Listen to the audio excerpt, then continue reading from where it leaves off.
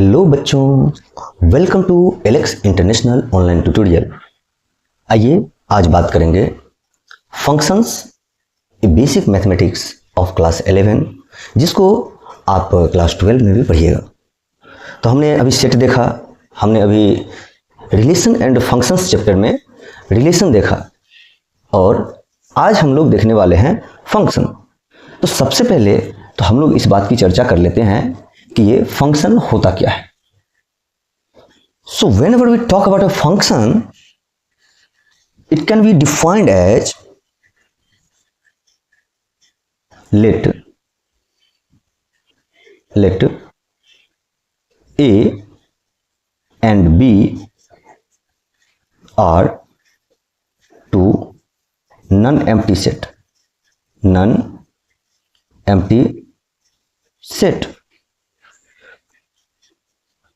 Let a and b are two non-empty set.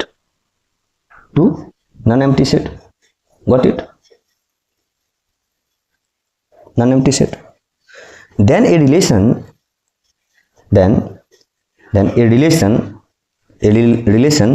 f from a to b is called a function.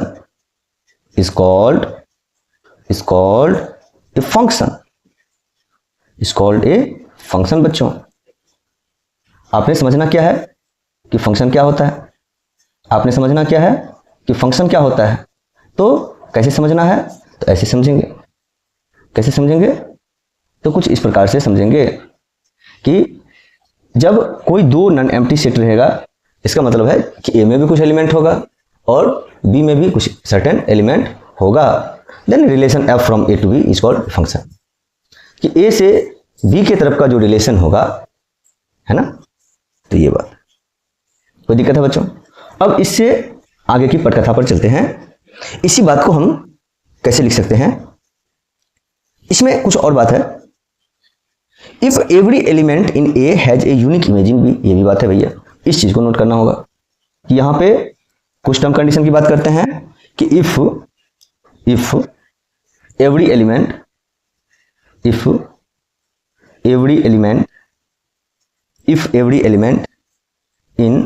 A has a unique image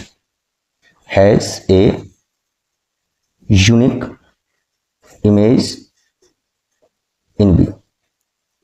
तो इसको लिखेंगे कैसे? तो इसको कुछ इस प्रकार से लिखा जा सकता है कि भैया फंक्शन A to B। बात समझ में आई? तो ये तो कुछ बेसिक बात हमने करी जिससे ये क्लियर हो जाए कि ये फंक्शन क्या है ना। ये हमने अभी कुछ बातें करी ताकि जिससे ये क्लियर हो जाए कि ये फंक्शन क्या है।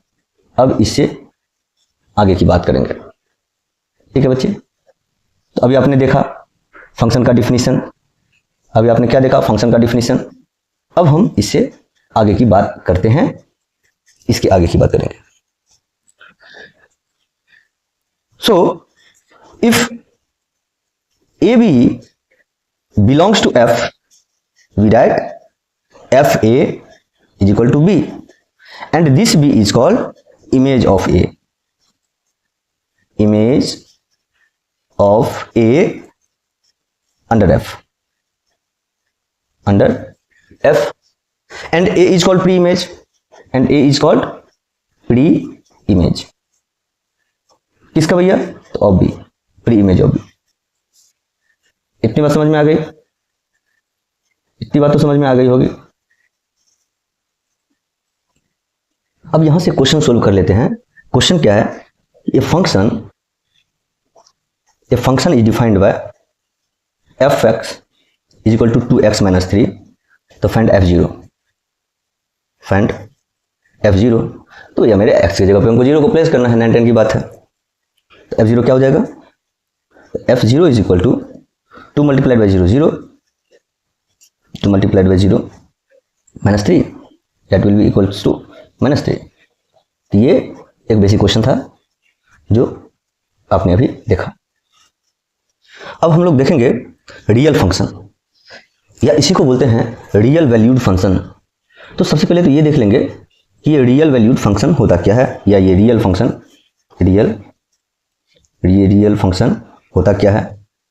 तो भैया इसको कैसे समझेंगे, तो इसको बोलते हैं, रियल फंक्शन को समझेंगे कि function a to b is called real valued function if a and b both are subset of r. बात समझ में आई? नहीं समझ में आई? पहले इसको लिख लेते हैं। ये function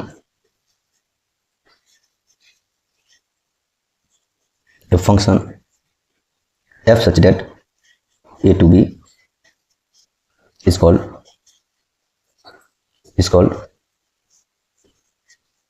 real valued function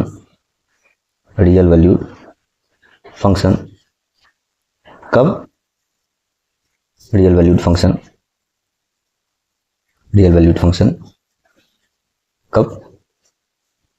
if a and b are both subset of r. तो ये बात रियल फंक्शन की भी खत्म हो गई, ठीक है।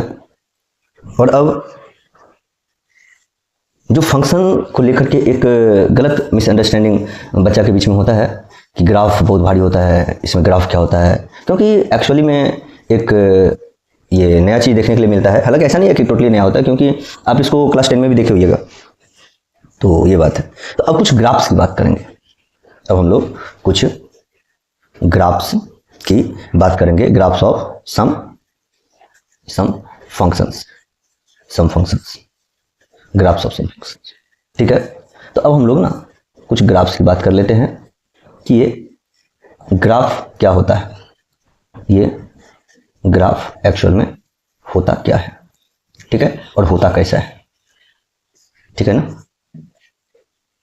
तो सबसे पहले जो इसमें हम लोग देखने के लिए जा रहे हैं, सबसे पहले हम लोग बात करेंगे इसमें आइडेंटिटी फंक्शन का।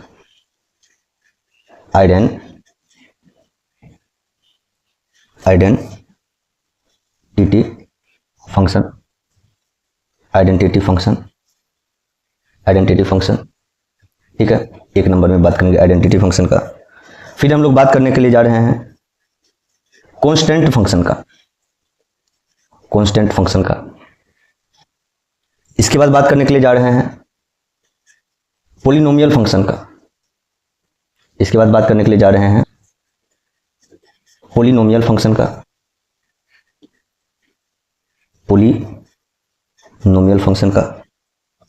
और ये पॉलिनोमियल फंक्शन आप क्लास 10 में पढ़ चुके हैं। हाँ, फंक्शन के नाम से नहीं पढ़े हैं, लेकिन हाँ पढ़ चुके हैं। अगर आपको थोड़ा भी कुछ याद हो, पाराबोला, हाइपरबोला, तो अगर कुछ आप रिकॉल कर पाए तो आप ये पढ़ चुके हैं पॉलिनोमियल फंक्शन। लेकिन अगर नहीं पढ़े हैं किसी कारण, भैया फिर तो आपको इस चैनल से जुड़े रहने की तो सख्त जरूरत है, क्योंकि इसी के लिए तो मैं यहाँ पे हूँ। और एक देखेंगे रेशनल फंक्शन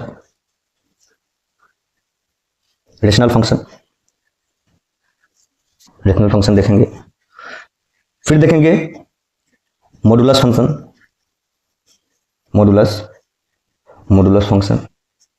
और मॉडुलस फंक्शन के बाद क्या देखने के लिए जाएंगे, इसके बाद हम लोग बात करेंगे सिग्नम फंक्शन की। सिग्नम फंक्शन की बात कर लेंगे। और जब हम सिग्नम फंक्शन की बात कर लेंगे, फिर हम कुछ और बातें करेंगे, जैसे कि ऑपरेशंस ऑफ फंक्शन, जैसे sum of real function, difference of real function, scalar multiplication of real function, है ना, multiplication of real function, quotient of real function. तो ये सब बातें भी करेंगे, ठीक है। तो सबसे पहले तो मैं कुछ ग्राफ अभी बनाने के लिए जा रहा हूं, है ना बच्चों। तो अब हम लोग यहां पे कुछ ग्राफ्स देख पा रहे हैं। इतनी सारी ग्राफ्स की हमको बात करनी है, जिसमें हम सबसे पहले क्या देखने के लिए जा रहे हैं, तो सबसे पहले देखने के लिए जा रहे हैं आइडेंटिटी फंक्शन। ये कैसा दिखेगा, तो ये कुछ इस प्रकार से दिखेगा, है ना। तो हम लोग क्या देखेंगे, सबसे पहले आइडेंटिटी फंक्शन देखेंगे। इसके बाद हम देखेंगे कांस्टेंट फंक्शन। ये कैसा दिखेगा? तो ये कुछ इस प्रकार से दिखेगा। ये कैसा दिखेगा? तो ये कुछ इस प्रकार से दिखेगा कांस्टेंट फंक्शन। यहाँ पे कुछ पॉइंट्स होंगे, है ना, यहाँ पे क्या होंगे? कुछ पॉइंट्स होंगे, ठीक है, ए बी सी डी वगैरह वगैरह, ठीक है। हम अगर पॉलिनोमियल फंक्शन की बात करेंगे, है ना, तो ये किस तरह का दिखेगा? तो ये कुछ इस प्रकार का होगा, ठीक है बच्चे, बात समझ में आ रही है? तो या फिर ऐसा भी हो सकता है।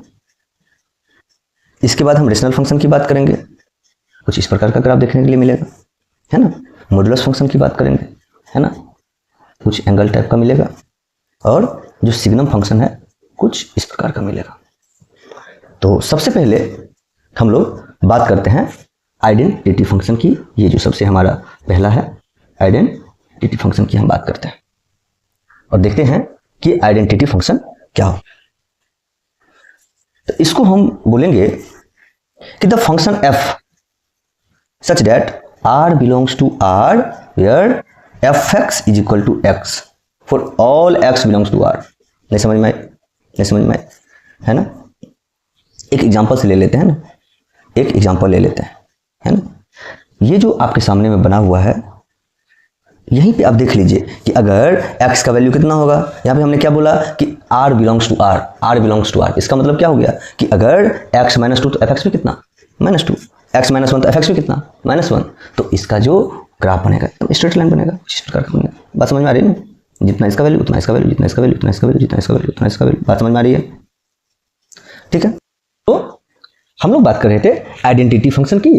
आइडेंटिटी फंक्शन में हमने क्या देखा कि R be the set of real number, जहां पे क्या था कि y equal to F X, Y equals to F X, हाँ, और x belongs to r, x belongs to r। तो इतनी सारी बातें तो हमने यहाँ पे देखी है, ठीक है। अब हम बात करेंगे कांस्टेंट फंक्शन की, है ना। अब क्या बात करेंगे बच्चे? कांस्टेंट फंक्शन की। इसमें हम क्या देखते हैं कांस्टेंट फंक्शन में? तो we see here that y equal to F x is equals to C, equals to C. तो ये कांस्टेंट वैल्यू के लिए है ना। यहां पे आप बोलिएगा कि c belongs to constant term. इस बात को आपको समझना है। अभी एक एग्जांपल लेंगे, फिर आप इसको बहुत बढ़िया तरीका से समझ पाइएगा, ठीक है। इसके बाद बात करेंगे, इसमें अगर आप एग्जांपल ले लेते हैं, जैसे कि सपोज कीजिए कि एफ एक्स इक्वल्स टू 3, है ना। अगर आप बात कर लेते हैं एफ एक्स इक्वल्स टू 3, तो इस तरह का वैल्यू होगा। एफ एक्स इक्वल टू 2 कुछ ऐसा, 1 कुछ ऐसा, बात समझिए, 4 कुछ ऐसा, है ना। पॉलिनोमियल फंक्शन की बात करते हैं। किसकी बात करेंगे बच्चे? पॉलिनोमियल फंक्शन की। इसका ग्राफ कुछ ऐसे देखने के लिए मिलेगा, ठीक है। पॉलिनोमियल फंक्शन को कैसे समझते हैं? तो function R is said to be polynomial function. तो भैया कोई भी फंक्शन जो आर है, इसको पॉलिनोमियल फंक्शन कब बोलेंगे? कब बोलेंगे?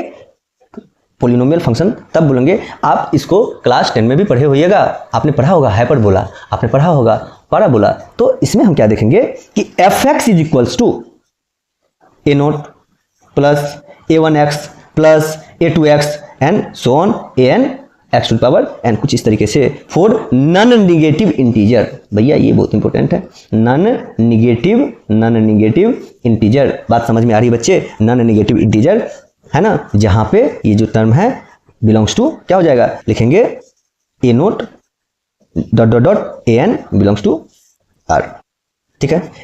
इसका एग्जांपल देख सकते हैं। इसका एग्जांपल क्या हो सकता है? तो अगर हम इसके एग्जांपल की बात करेंगे तो क्या हो जाएगा? F x is equal to X to power 3 minus X square plus 2, इस तरह का कुछ देख सकते हैं, है कि नहीं। तो एक ये बात हो गई, है ना। चलिए अब इसके आगे की बात कर। Now we will talk about rational function. Rational, जैसा कि आपने रेशनल नंबर पढ़ा होगा, उसी तरीके से आप रेशनल फंक्शन भी पढ़िएगा। कैसे पढ़िएगा? तो भैया फंक्शन किस फॉर्म में हो? तो एफ एक्स अपॉन जी एक्स। हाँ भैया, एफ एक्स अपॉन जी एक्स के फॉर्म में हो, जहां पे एफ एक्स भी और जी एक्स भी क्या है? पॉलिनोमियल फंक्शन है, और X defined in a domain where G X is not equals to 0। Now you can recall the definition of rational number where Q is not equals to 0, G X is not equal to 0। आप इसे correlate कर सकते हैं, ठीक है। इसके आगे की अगर हम बात करते हैं, अगर हम इससे आगे की बात करते हैं, इसका ग्राफ कैसा दिखेगा रेशनल का? तो कुछ इस प्रकार से दिखेगा, ठीक है बच्चे। अब अगर इससे आगे की बात करेंगे तब हम आएंगे मॉडुलस फंक्शन। मॉडुलस को क्या बोलते हैं, मॉड लगाते हैं ना आप, हैं मॉड के अंदर कुछ भी लिखते हैं ना, तो कुछ इस प्रकार की मॉडुलस फंक्शन की बात करते हैं। मॉडुलस फंक्शन की क्या बात करते हैं? So when we talk about modulus function, the function f such that r belongs to r defined by fx is equal to mod of x, got it, where x belongs to r। इसका जब graph देखेंगे तो कुछ इस प्रकार से देखेंगे। And the last but not the least is the signum function. एक और बात है, एक है ग्रेटेस्ट इंटीजर फंक्शन जो मैं इसमें नहीं मेंशन किया हूं, तो ठीक है बच्चे। अभी हम सिग्नम फंक्शन देख लेते हैं कि क्या होता है सिग्नम फंक्शन, है ना। इसको कुछ इस तरीके से डिफाइन करते हैं, एफ सच दैट, ये हमारा सिग्नम फंक्शन है, इसमें कुछ इस प्रकार से डिफाइन करते हैं कि F such that R belongs to R, है ना। इफ, ये बहुत बड़ी बात है, x is greater than 0, x is equals to 0, x is lesser than 0। बात समझ में आ रहा है कि नहीं आ रहा है? इसका मतलब क्या हो गया, इसका मतलब क्या हो गया कि भैया the domain of signum function is r, तो डोमेन क्या हो जाएगा, r हो जाएगा। और अगर हम रेंज की बात करेंगे तो क्या सेट हो जाएगा, -1, 0 एंड 1, कुछ इस प्रकार से। और ग्राफ आपके सामने में है, इसमें एरो इधर फॉरवर्ड कर देंगे। एक लास्ट में बच जाता है ग्रेटेस्ट इंटीजर फंक्शन, जो आपको कैसे दिखेगा, तो f सच दैट, जो मैंने इसमें ग्राफ नहीं बनाया है, f such that r belongs to r, x belongs to r। बात समझ में आ रही है? और fx is equal to x। तो ये सारी बातें थी। अब मैं आपसे उम्मीद करूंगा कि आप जाके क्वेश्चन सोल्व कीजिएगा। बनती है अच्छी बात है, नहीं बनती है तो यू शुड कमेंट इट कि कहाँ पे दिक्कत आ रही है। और अलजेब्रिक फंक्शन, ये सॉरी इसका जो ऑपरेशन है वो मैं अभी इसमें नहीं बता पाया, तो इसको मैं नेक्स्ट लेक्चर में कंप्लीट करूंगा। तो बने रहिए। Thank you so much for being with Alex international online tutorial. Thank you.